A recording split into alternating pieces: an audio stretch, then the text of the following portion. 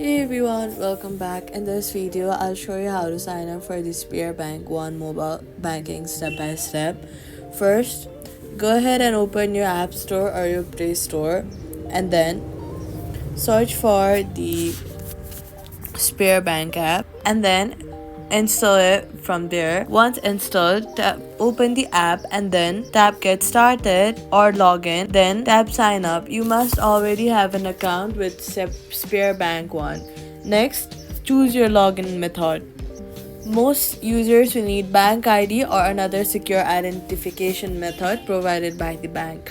Follow the on-screen instructions to verify your identity. This may include entering your personal details and confirming through BankID. After verification, you will be asked to create a secure login method such as a PIN code or enable biometric login for quick access.